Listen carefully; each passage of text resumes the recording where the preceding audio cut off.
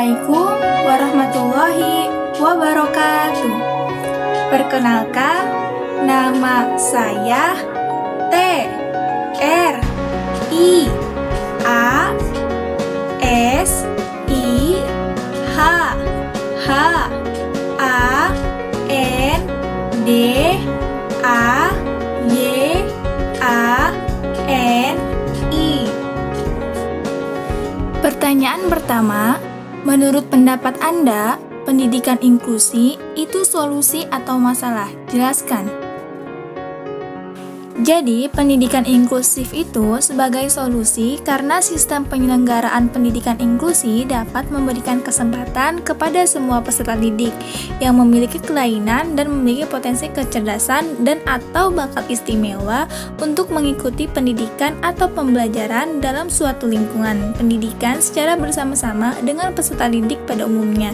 Nah, pendidikan inklusif itu didasarkan pada hak asasi, model sosial, dan sistem yang disesuaikan pada anak dan bukan anak yang menyesuaikan pada sistem. Pertanyaan kedua, jelaskan dua pengertian pendidikan inklusi menurut para ahli, lalu simpulkan pengertian pendidikan inklusi menurut pendapat sendiri. Menurut Mifbay Haki dan M. Sugiyarmin, pendidikan inklusi adalah mengenai hak setiap siswa atas perkembangan individu, sosial, dan intelektual. Para siswa harus diberi kesempatan untuk mencapai potensi mereka. Untuk mencapai potensi tersebut, sistem pendidikan harus dirancang dengan memperhitungkan perbedaan-perbedaan yang ada pada diri siswa. Sedangkan menurut Staup dan Peck, pendidikan inklusi adalah penempatan anak berkelainan ringan, sedang, dan berat secara penuh di kelas. Hal ini menunjukkan kelas reguler merupakan tempat belajar yang relevan bagi anak-anak berkelainan apapun jenis kelainannya. Jadi, dapat disimpulkan bahwa pendidikan inklusi adalah mengenai hak setiap anak yang berkebutuhan khusus yang diberi kesempatan untuk memperoleh tempat belajar yang relevan untuk mencapai potensi tersebut tanpa memperhitungkan perbedaan. Pertanyaan ketiga, jelaskan konsep dasar dari tunanetra. Tunanetra adalah anak yang mengalami ketidakmampuan melihat atau anak yang mempunyai gangguan dan kerusakan dalam penglihatannya sehingga menghambat prestasi belajar secara optimal. Pertanyaan keempat, apa perbedaan antara tuli dan tunarungu? Dan perkenalkan nama sendiri melalui bahasa isyarat, boleh Sibi atau Bisindo. Sebelumnya, dalam perkenalan diri sudah berada dalam opening video ini. Nah, apa sih perbedaan dari tunarungu dan tuli itu? Nah, tunarungu ini memiliki arti yaitu rusak pendengaran dan dianggap lebih baik, halus, sopan, dan formal. Sedangkan tuli tidak dapat mendengar karena rusak pendengarannya dan terkesan lebih kasar. Nah, tunarungu ini lebih banyak digunakan dengan berkaitan di dunia medis. Pertanyaan kelima.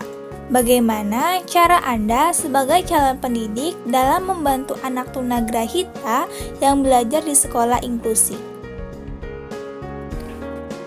Ada berbagai cara yang dapat dilakukan untuk membantu siswa yang tunagrahita, yaitu mengajar sembari menghibur atau mengajar diikuti praktek yang artinya dapat menggunakan metode kombinasi dalam mengajar. Yang kedua, adanya pendekatan personal yaitu bangun motivasi anak dengan firman Allah, dekati anak di luar pelajaran, dan siapkan psikologi yang standby selama di sekolah.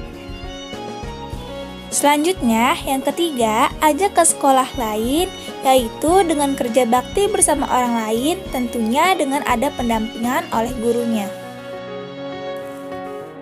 Pertanyaan keenam, bagaimana cara Anda dalam membantu mahasiswa tunadaksa apabila ada di kampus Anda?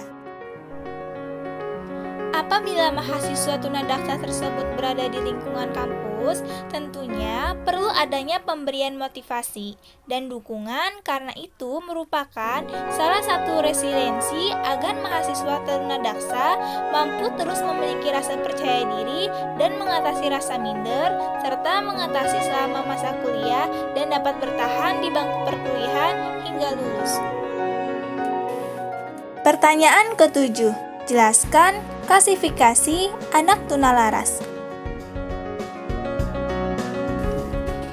Klasifikasi yang pertama yaitu the same socialist child, yang kedua children arrested at a primitive level or socialization, yang ketiga children with minimum socialization capacity. Pertanyaan ke-8, jika Anda sebagai pemegang kebijakan, sarana dan prasarana, apa saja yang ingin Anda buat untuk membantu kampus Anda menjadi lebih inklusif untuk mahasiswa disabilitas? Pertama, pengelola perguruan tinggi perlu mengubah perspektif tentang difabilitas. Kedua, menyusun kebijakan pola pengajaran yang sensitif dengan disabilitas. Ketiga, membuat database khusus mahasiswa difabel untuk mempermudah pemberian informasi pada dosen.